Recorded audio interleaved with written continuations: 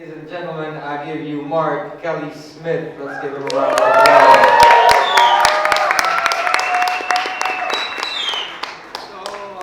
Some of you know there's a tradition in the slam world that when I introduce myself, the audience responds with, "So what?" Yeah, let's try that. My name's Marc Smith. So what?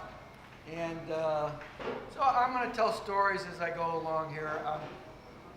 I'm kind of tired. First of all, you know, when we started back in the 80s, the people that were involved in the slam movement were like this really smart guy over here. He acts like a fucking goof, but you saw how the guy's got a depth of knowledge about language and loves poetry far more than I do, tell you the truth.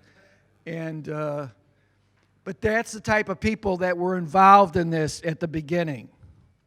At the beginning, it was writers who were outside, were outsiders, couldn't get into the university, couldn't get into the poetry foundations.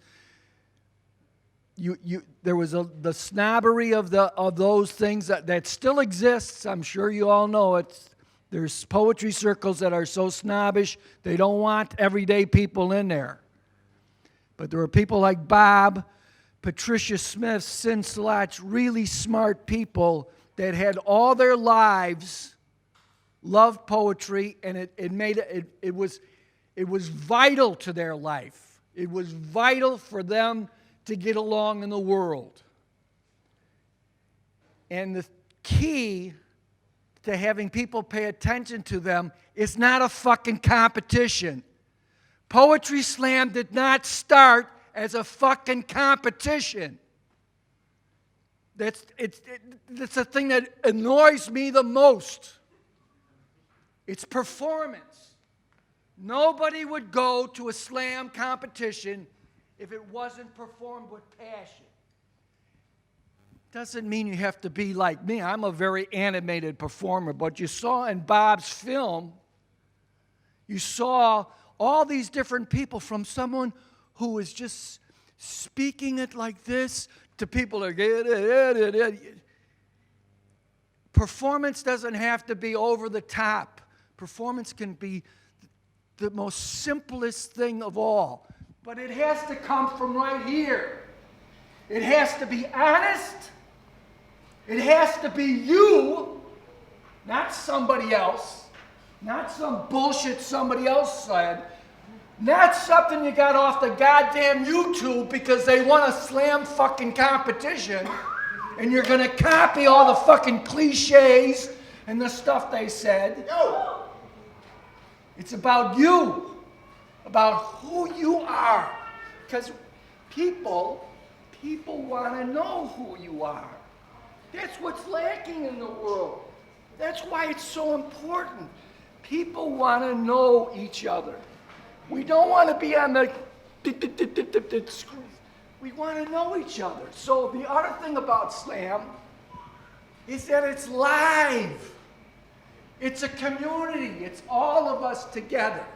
It's not, I'm the important poet. Everybody listen to me. It's everybody. It's everybody. It's about everything. It's about this guy who I don't know, who just came up and said, let's have a picture together, and I want to go out and maybe I'll show you Budapest. That's what it's about. That's what literature, that's what art is about. Art is not about something you're going to fucking sell. Art is not something you're going to put in a museum. Art is the passion that connects us together. That's what the slam has been for me. I'm not telling anybody how to run their slam. You run your slams the way you want to run your slams. I'll run mine the way I want to run mine. The people in Singapore are going to run it the way they want to run it. That's the way it should be. What is it to me? This poem is going to do it. This is the poem I start everything with. Oh no, I know. It worked for the fucking Germans once, so it'll work for everybody. but it shows you performance. It shows you entertainment. Oh, slam is just entertainment. You're goddamn right it's entertainment, because all great art is entertaining. Entertainment means simply holding an audience's attention. You cannot take people to the level that high art wants you to take them unless you keep their attention. That was the trick. That's what Marc did. Marc became very entertaining, and the people behind him that followed him became very entertaining. Oh, that slam, they're just in that Green Mill bar, and they're just all a bunch of drunks, and it's just entertainment. You're goddamn right, it's entertainment. I got to tell you something about the snapping. At the Green Mill, where it all started, snapping means it's not so good. They made that movie Slam, that everybody loves the movie Slam, where they started snapping their fingers, and everybody does that. So when I go out and people start snapping, I thought, what the fuck is going on? I think I'm doing good, but it's, so don't snap. This is about, so, and it's interactive. The wall between the performer and the audience, no wall. We're right there. It's great because we can do stuff and get right in this guy's face, and everybody's like, "Ooh, what's going on?" It's also very vulnerable, because sometimes we can't get away from what we've done. We've performed, we've exposed ourselves, and we're in the audience. We're not backstage. We're right here. And for a guy like me who's actually shy, doesn't seem that way, I can freeze up. I remember back in the day, I'd do a performance, I'm everybody's friend.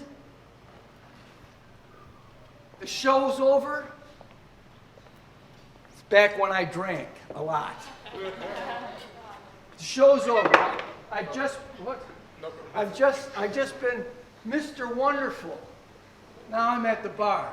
Somebody comes up. Hey, Marc, that was great. Get the fuck away from me. The show's over. I mean, it's funny, but that's how isolated I could be. That's how a lot of us, I know there's a lot of us in this audience that are the extrovert introvert. It's okay. At least you're honest. The bullshit thing in the slam community, the bullshit thing is when somebody gets up there and says all this good shit that we're all going to agree with. Oh, all this good shit. And you think, wow, what a wonderful person. And it's bullshit. You got it. If you're an artist, not 100%. But if you're spewing out stuff you don't really live and believe in, fuck you. That's what the politicians do. They tell us all this fucking good shit, wonderful stuff, get the middle class of the world believe in them because you want to believe in it. You want to believe in this stuff, it's good shit, but they don't follow, they don't live it. That's in the slam world too. It's disgusting. It's disgusting. How did I get, boy, I tell you, don't, get some sleep before you do this thing. So, I was going to do a poem, the one I do all the time. It's interactive. It's also interactive. There's no wall. It's also interactive because the audience is the most important element in the slam world, not the slammer on the stage. The slammer on the stage is a servant to his audience. As Wendell Berry, stop snapping. As Wendell Berry, a very famous slam poet from Kentucky, said, Poetry is not to glorify the poet, it's to celebrate the community around the poet. Lots of people in the entertainment business don't understand that. Lots of people in the slam world don't understand it. They think it's all about them. It's not. The most important people in the slam world are the organizers who set this stage, who pay this. You as a performer, you should be bowing, kissing their feet, because they made this stage. They put out the advertisement. They took the pain when they had us pay more money from it. All these slammers come. There's big guy people that come to the Green Mill. They get up on the stage, they're like the people are there because of them. They're not. They're lucky to have it. I am lucky. I kiss your foot.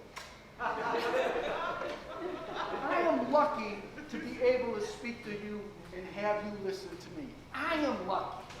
I am lucky because it opens, I'm able to open up the things that I believe in and have you hear them. Sometimes learn from you when you go like, what the fuck are you talking about? Or be validated that I'm not crazy, that these things that I feel and care about, you care about too. What I'm trying to do is I'm trying to be a voice for the audience because this happens to be the thing that I can do. It's called the L Train poem. In it, you have a part. You're going to give me some whistle sounds and a few other things. All right? Push a button. Oh, yeah, when I do this for little kids, they push the buttons. You might be too grown up, I don't know. Push a button. Flip a switch. Clocks, timers. Well, we don't look at our watches anymore, do we? Clocks, timers, ready? Arms and legs. Are you ready? Blind beggars. Put your hands out like you're blind beggars. Blind beggars. Do you have your jingling cups ready? Say yes. Yes. Okay. Here. Right back. Here. Here. Here. They come! The crowd moves from the hot dog stand to the cheap flour man, from the shoe shiner to the barbecue chicken, spit turning chicken, chasing the backs of heads through the tunnels that funnel the world away. Then from loops, put your hands up like you're hanging on a train. Did you use your deodorant before you came here, I hope? They must have known what deodorant is. Hey, human heat hangs. The trainman calls 99th. 111th. 111th. Belmont. Cottage Grove. Kensington. Kensington. 10 buttons are. Not going to push the buttons? 10 buttons are pushed. 10 switches are flipped.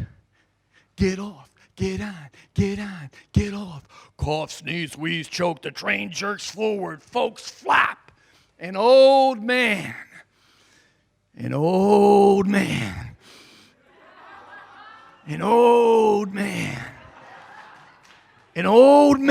spits right on the floor. Spits, not sits. Spits. And says, I remember when the kids would run alongside the tracks, pumping their arms, trying for a whistle.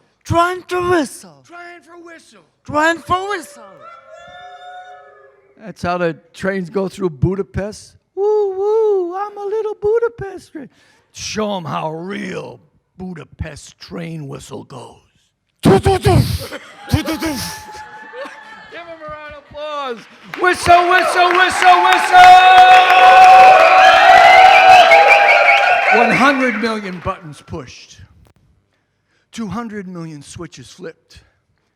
Trainmen, brainmen, engineers, gears, bodies, broken minds. The wheels whine, the whistles howl, the boys snort hoary heaven.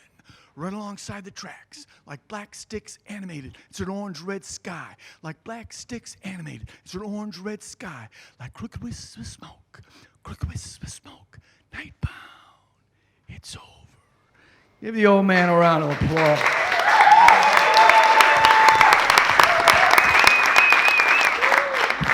Entertainment.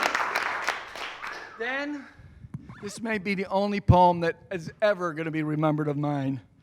But this is where you deliver the gig. So you get everybody opened up. Oh, we're having a good time. I'm listening.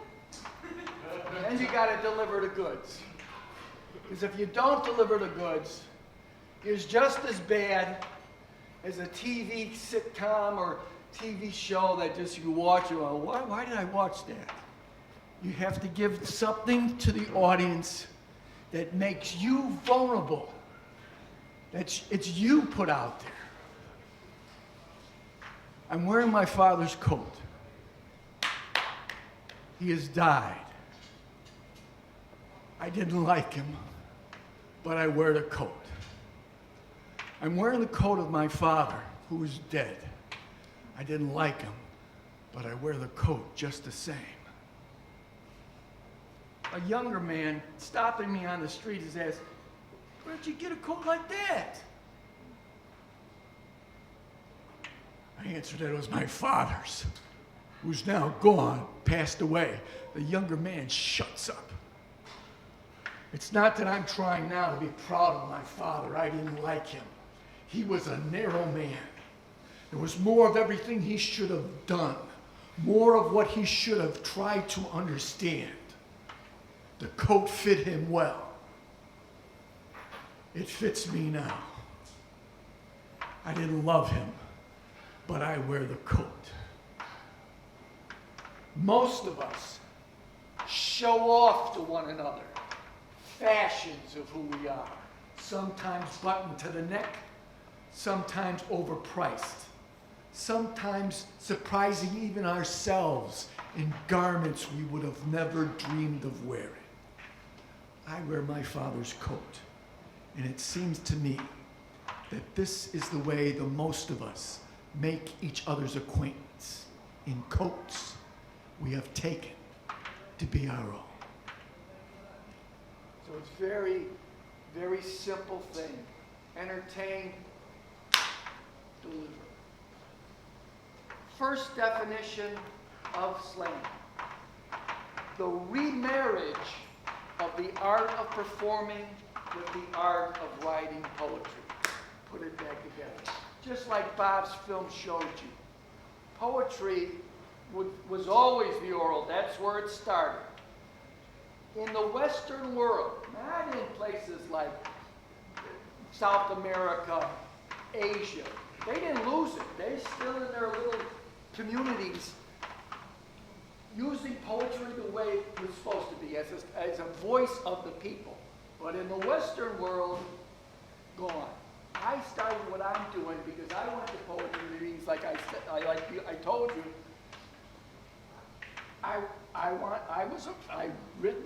It had saved my life, my inner life.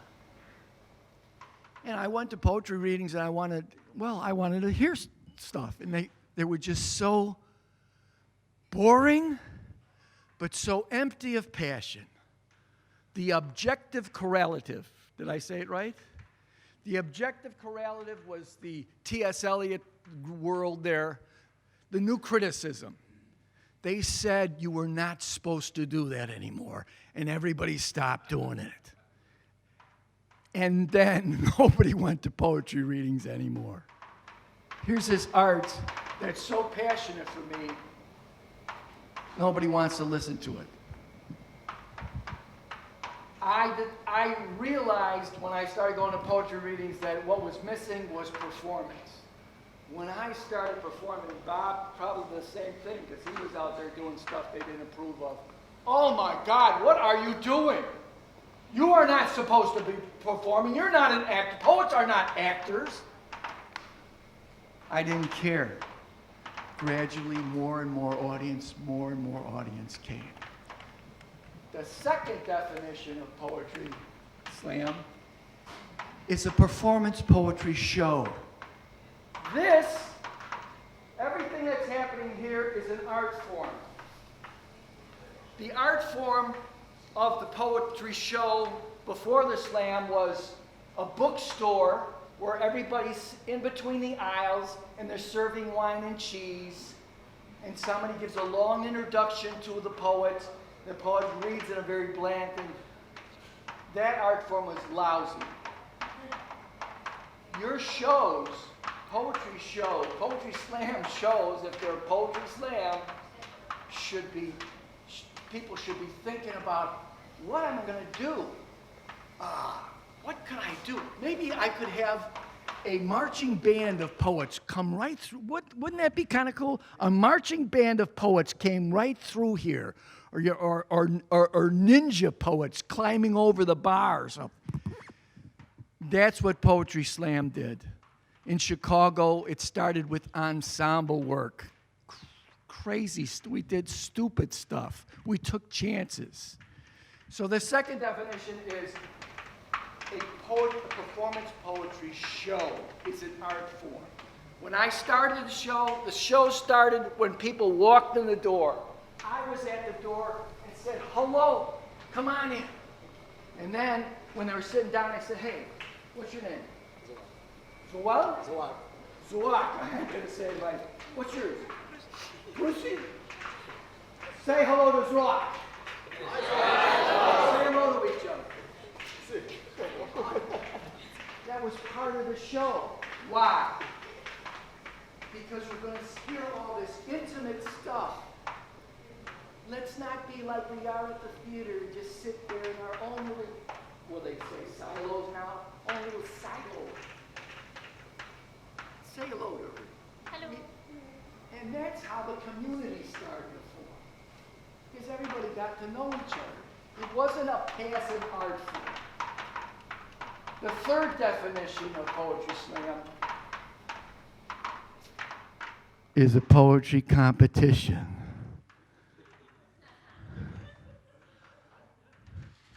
Why?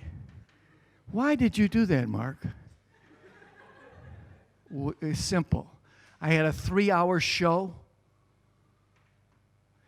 We were always coming up with 40 minutes left to do.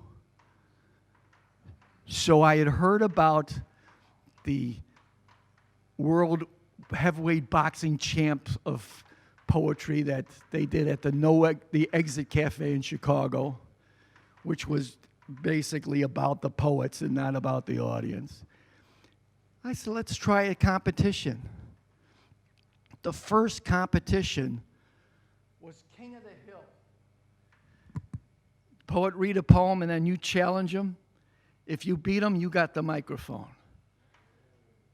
You challenge him. The first winner was Al McDougall. No, the first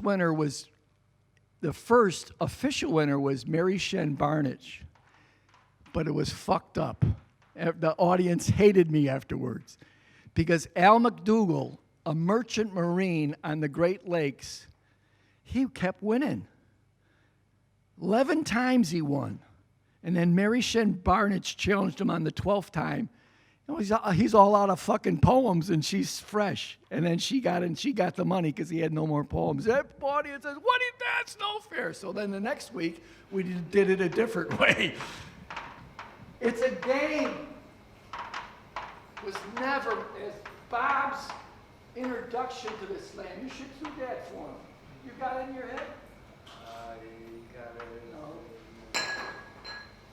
You know, your slam. It's the disclaimer.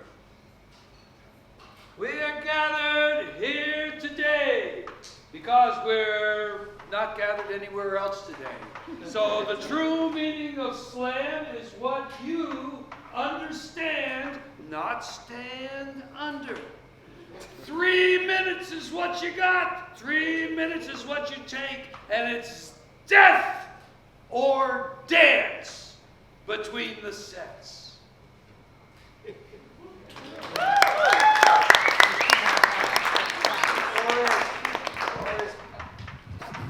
Or as The best poet always loses.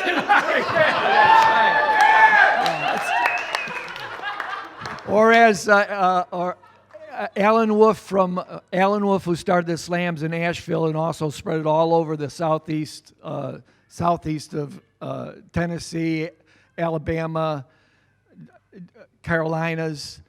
The points are not the point. The point is poetry. If you find yourselves, and believe me, it's human nature to want to win, and it's good to have the competitive spirit to want to win. It makes you better. But if you lose your humanity because you're so concerned about getting a 10, if you go on the stage and start reading things that you don't really believe in to get a 10, it's fucked up. It's really fucked up, in my opinion. This is Marc. This is only my show and how I run things. All the rules, they're all arbitrary rules for production. They're production rules, not artistic rules. Why? Where did the rules come from? We had the first big national slam in Chicago. We rented a theater, and that theater had a stipulation in the contract that if we ran past 11:30, we would be charged another $2,000. So we had to control the time limit. So we couldn't, even though the slam started with music and everything, we couldn't have time for setting up bands and taking down bands. We couldn't allow poets to read 15-minute poems, which they used to do. We had to control all the rules that people think are so important now were production rules. They were not artistic rules. They had nothing to do with the artistic content of the poem. I'm sorry that I'm shouting at you so much. I'm very, very tired, and this is what happens to me when I get fucking tired. So I hope I've said something to help you tonight, or I hope I did my job. Thanks so much.